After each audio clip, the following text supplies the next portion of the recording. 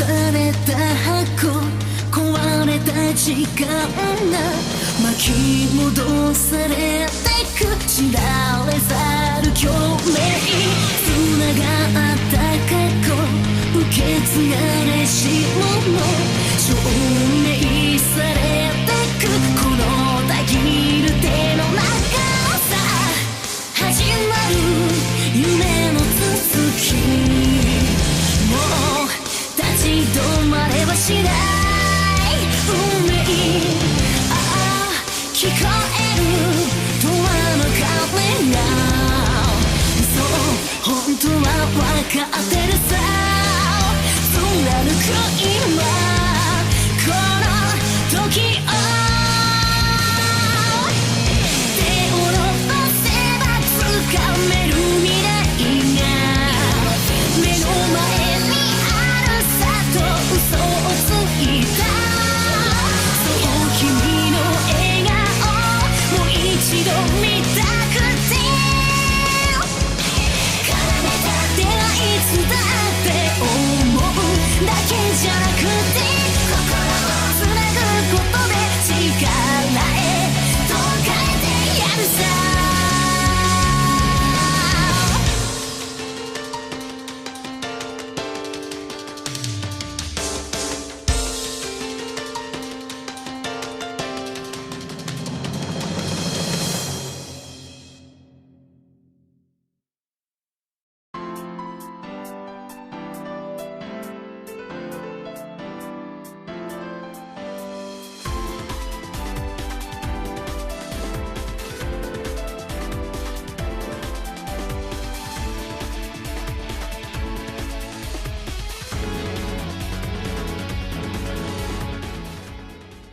Eh bien salut tout le monde, c'est Ultima Epon et bienvenue pour la review de Sejinkan 2. Ah c'est rapide hein, n'empêche. C'est rapide parce que j'ai donné la review du premier il y a peu de jours et je me suis dit ouais, si j'ai fait la review du premier, bah autant faire celle du deuxième Sejinkan comme ça c'est fait. Comme ça j'aurais fini avec les gros titres hein, de Light. Bon, c'est pas comme si allez Vermillon, Soranica, enfin tout ça c'était des gros titres, mais bon, les plus gros titres de Light, j'ai envie de dire, voilà. Comme ça, ce sera fait, en soi. Alors voilà, Tsuju Shinkan Gakuen Bansenjin est un visual novel sorti le 24 avril 2015. Bah, toujours développé par Light, par l'équipe Masada, Jeyusuke et Yonaokeshi. On ne change pas une équipe qui gagne, ça je vais dire ça tout de suite. Et tant mieux, franchement tant mieux. Alors bon, je vais vous raconter l'histoire de Sejinkan 2, mais bon, sachez que même si l'histoire est toute nouvelle forcément, si c'est une suite, il n'y a pas tellement de choses à dire en soi. Parce que bon, je vous ai expliqué le but du premier, tout ce qu'il y apportait, et voilà. Je vous ai expliqué, le monde des rêves, comment il pénétrait, tout ça, quelques événements. Il n'y a pas tellement de choses qui changent, puisque bon, Sejinkan 2, c'est la directe continuité de Sejinkan 1, mais directement. Donc voilà, il n'y a pas tellement de choses à dire, disons juste que Bansenjin fait directement suite à Sejinkan 1 après la grande fin de celui-ci. Le groupe de Yoshiya sont maintenant à leur deuxième année d'études du Sejinkan, rejoints par de nouveaux étudiants, Ishigami Shizuno et Higoromo Nanten. Au début, ça fait difficile pour elle, mais par la suite, sourire et rigolade sont les mots-clés pour définir les jours nouveaux qui passent ensemble. Mais, parce qu'il y a toujours un mais. Parce que personne ne pensait que ceci allait changer. Mais en consacrant tout leur temps à se préparer pour le festival de la culture, qui est dans leur école, en soi, oui, c'est pas autre part. C'est forcément... Ah, excusez-moi, un petit coup. Ah, fait du bien par où ça passe, oui. Forcément, ils organisent ça une fois par an dans leur école. Yoshi et son groupe sont confrontés à un secret de l'école qui renferme un cauchemar qui érode la réalité. Ils ne possèdent pas toutes les capacités spéciales pour lutter contre ces forces, mais leurs éléments internes réveillés, la roue des rêves peut tourner et tourner en faveur comme en défaveur pour tout le monde. Voilà.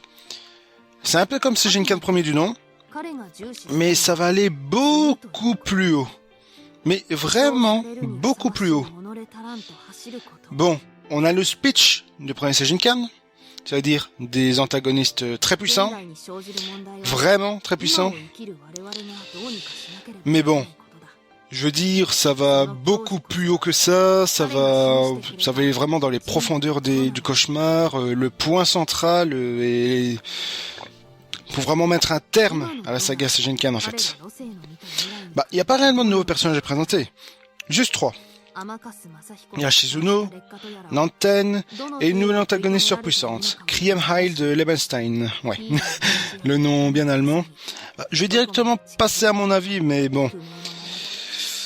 Je vais vous présenter en même temps les 3 personnages. Ça me permettra de mieux développer les personnages parce que bon, je vais parler du scénario, tout ça. Enfin, vous connaissez le speech des reviews. Bah, je vais directement parler du scénario et en même temps développer plus en détail les personnages. Bon, cette histoire prend... Pour ma part, cette histoire prend clairement plus de segments des types vérité et confiance concernant cette partie de Sejinkan. Bah, ce tirage mettra bien sûr en avant les 2 nouvelles héroïnes qui sont Shizuno et Nanten. Le premier segment serait pour l'injointure de Yoshia et Shizuno. Et le deuxième segment sera pour Nanten. Bon, je précise fortement ce point car Nanten fait d'abord office d'ennemi principal du jeu. C'est ce que nous montre éventuellement le prologue du jeu. Et voilà, c'est d'abord une antagoniste principale. Mais en fait, sans faire de spoil le jeu, il s'agit d'une des héroïnes les plus charismatiques du jeu. Elle mélange fortement fragilité et force à merveille. Des moments fort mignons et émouvants avec elle, et une personnalité réellement tordue. Tu sais, le mélange tordu, mignon, une force mais une fragilité en même temps, voilà. C'est Nanten, ça, c'est Nanten. Bah, elle fonde une protagoniste très charismatique et bourrée de volonté. Pour ma part, c'est une vraie réussite concernant Nanten. Vraiment une très bonne réussite pour ce personnage. Alors bon, Shizuno, elle est également excellente, très drôle. Son seiyuu il est excellent. Je me suis même pas renseigné c'était quoi son seiyuu d'ailleurs. Mais bon, c'est pas grave. De toute façon, vous tapez VNDB Bansenjin et vous allez sur le site, vous voyez le staff et vous voyez les seiyuu quoi. Bah, elle est très courageuse. Certains pourront penser qu'elle éclipse un peu trop les autres héros du jeu. C'est ce qu'on voit surtout au trial. Mais j'ai envie de dire, bah, ils ont déjà eu leur quart d'heure de gloire sur Sejinkan premier du nom, quoi, j'ai envie de dire. Donc, laisser l'opportunité à Shizuno n'est clairement pas un souci. Et encore éclipser est un gros mot, enfin je dis un gros mot, mais t'en as certains, ils pensent ça, quoi. Mais je veux dire... Mais elle l'éclipsent même pas. Je veux dire, allez, ils sont quand même bien mis en avant les héros, Yoshia, tout ça. Et Shizuno, elle a été mis pour but de faire une des protagonistes principales du jeu. Donc bon, se plaindre qu'on éclipse les autres, alors que bon, ça a été annoncé comme une protagoniste principale, n'est-ce pas? C'est un peu con, hein. Enfin bon, excusez-moi, mais bon, faudrait. C'est pas pour juger. Je dis pas ça méchamment les gars. Mais si vous dites que ça éclipse le reste des personnages alors que c'est une protagoniste principale, il faudrait revoir votre définition de protagoniste principale. Hein. On n'a pas la même définition. C'est normal qu'elle soit mise en avant. C'est tout à fait normal. Tout à fait normal. Il faut comprendre Sejinkan premier du nom aussi. Comment ça se termine, tout ça. Et vous comprendrez peut-être un peu mieux pourquoi on met surtout elle en avant et pas tellement Yoshia. Enfin, Yoshia, il est bien mis en avant aussi, hein, c'est ça le pire. Mais voilà. C'est une protagoniste principale, en tout. Il y a plusieurs protagonistes principales. Normal qu'ils soient mis en avant. Enfin, bref. Bon, l'histoire. Bon, je vais présenter la troisième héroïne juste après. Bon, l'histoire, c'est un peu bizarre, hein. C'est un peu bizarre, bah. Je vais essayer de le dire correctement. Bah, l'histoire se situe dans une seconde boucle d'une histoire d'une pseudo-boucle. Vous comprenez? Non? C'est pas grave, faut faire le premier Sejinkan. Les événements du premier Sejinkan ne sont d'ailleurs montrés rarement, à part quelques flashbacks de bataille, tout ça. Pour citer cette histoire de boucle comme un réel danger, tous les antagonistes morts dans le premier Sejinkan sont en réalité tous vivants dans Masenjin. Mindfuck? Bah oui, mindfuck vous dites? Ah, je sais pas. Ah, je vous ai dit que Sejinkan était profond et dur à comprendre. Mais bon, l'histoire prend beaucoup d'éléments du premier. Humour à foison, beaucoup moins de références pour se concentrer encore plus sur l'histoire et la lecture. Par contre, ouais, j'ai trouvé que certaines blagues sorties du jeu étaient quand même de bas niveau, un humour de merde par moment, et bon, c'est pas grave, enfin... Je veux dire, pour moi, ça me dérange franchement pas. Faut comprendre... Enfin, c'est pas une histoire de compréhension, c'est con. Mais je veux dire, par là, t'as certaines blagues, ouais. On a l'impression qu'ils ont déballé toute leur munition pour le premier Sejinkan, et après... ça s'est adouci, mais bon... T'es pas là pour jouer, pour voir des blagues aussi. Sejinkan, t'es pour l'action. T'es pour l'action épique, t'es pour les musiques. Enfin, voilà quoi. Mais il est vrai que l'humour, bon, même si on n'est pas habitué, peut devenir lassant à force. Ça, je te dis pas. Pour ma part, c'était clairement pas un souci, mais je parle pour ceux qui n'auraient pas l'habitude avec ce type d'approche. Je préfère préciser ça quand même aussi. Et bon, c'est ici qu'on pourra parler un petit peu du troisième personnage maintenant, Kirem. Alors déjà, elle a la classe, mais sans déconner, elle a une putain de classe, mais son seiyuu et sa façon de dire les choses clairement et d'une façon très sec font d'elle une antagoniste du charisme. Du charisme, les gars. Ah, je l'adore. Franchement, je l'adore. Surtout que elle est en compagnie des plus grands antagonistes du jeu, sachant la profondeur des personnages, elle est très bien intégrée et découvrir le développement du personnage est très intéressant. Bon, le souci, je ne peux rien dire de plus sur elle. Bon, peut-être après, je sais pas, je verrai. Raison de spoiler tout ça, mais bon, croyez-moi que ceci est une antagoniste vraiment super, quoi. En soi, vraiment, ils ont vraiment bien réussi leur coup sur cet antagoniste. Il y a également un personnage que je n'ai pas cité, qui est Nobuaki, que l'on aperçoit directement au trial devant un miroir tout ensemble, et...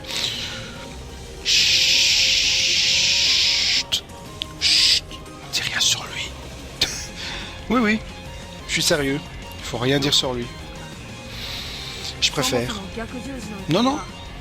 Je connais... Allez, pour vous dire, je connais la raison de sa présence, son but, tout ça, mais bon, vaut mieux pas spoiler, tu vois.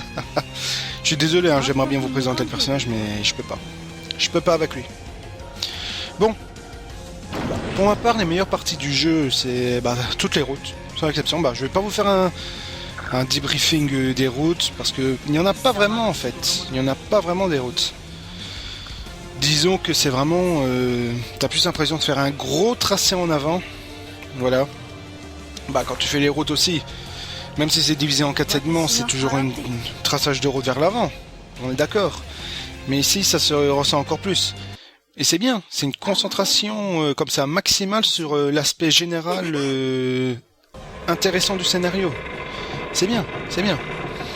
Route que je ne citerai pas, à raison de pas spoiler le premier épisode aussi. Si je veux parler de Yoshiya, tout ça, ouais. Et le dernier tronçon pour la route finale du jeu. Car pour parler encore de Crème Isle, c'est justement dans ce cheminement final qui mettra très en avant le personnage.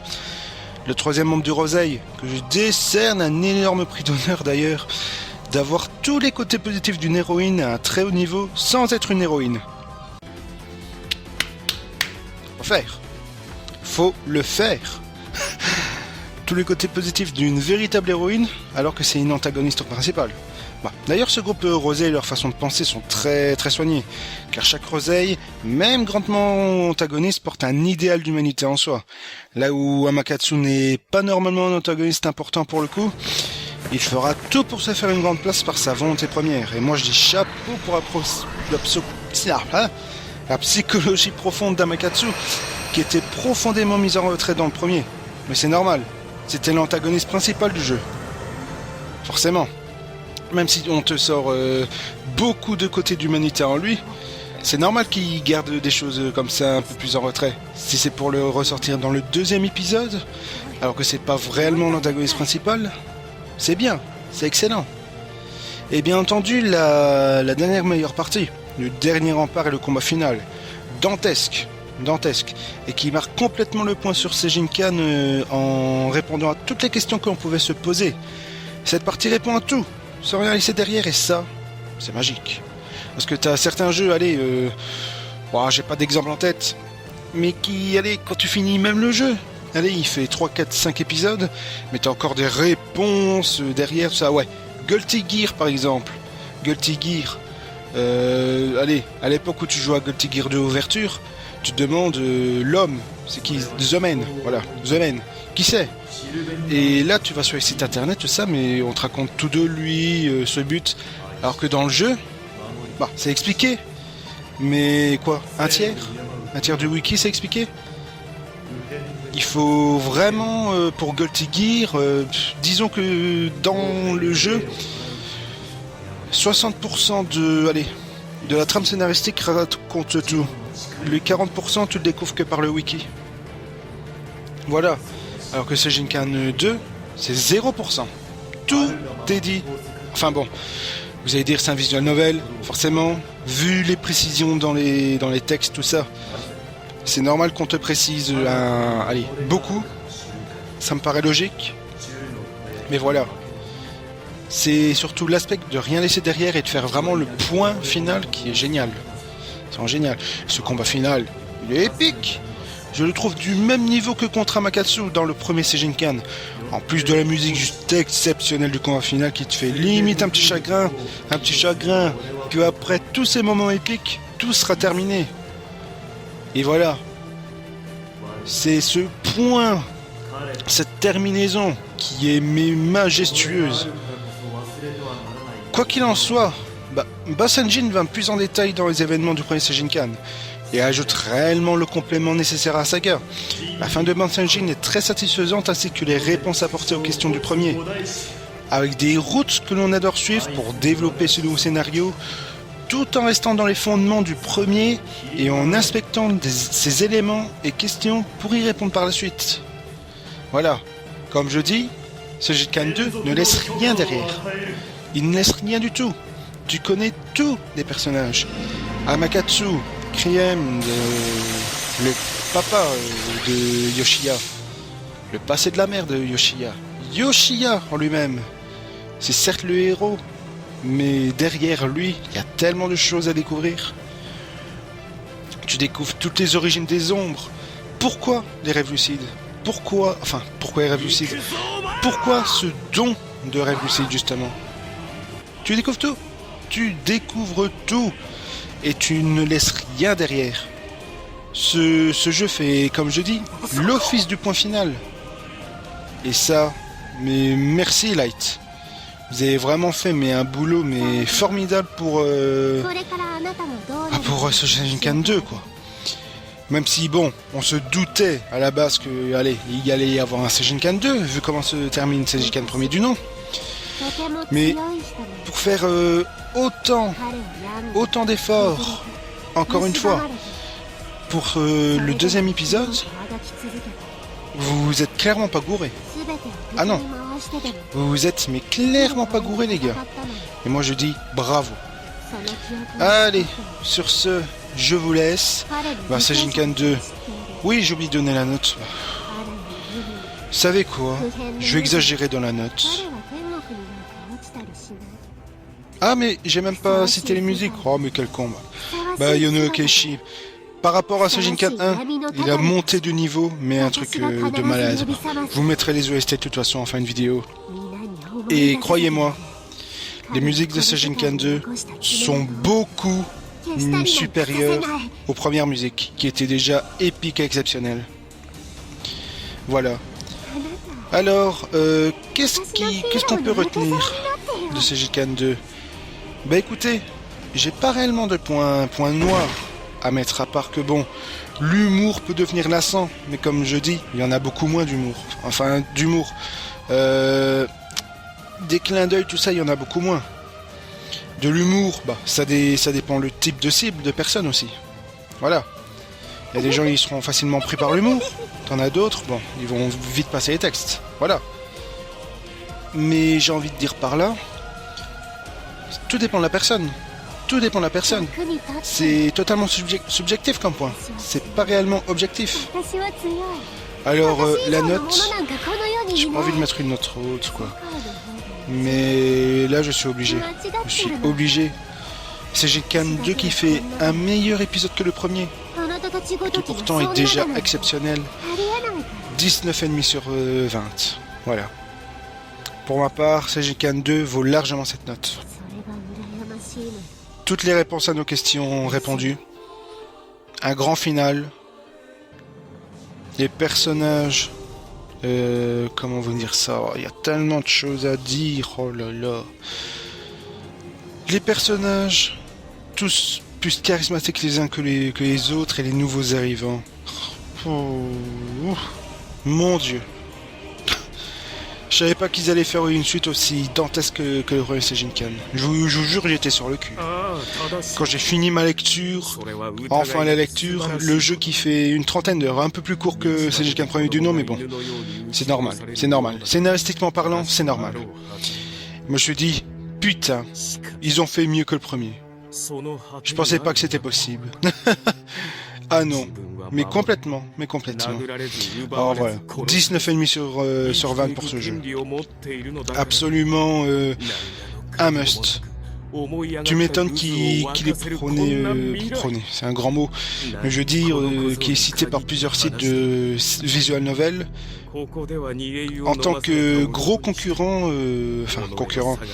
qui pourrait vraiment être facilement le Game Award de l'année. Le Game Award des visual novels de l'année. Et tu m'étonnes. Allez, sur ce, je vous laisse. C'était Weapon, merci d'avoir regardé cette review. Et moi je vous dis à la prochaine pour une prochaine review.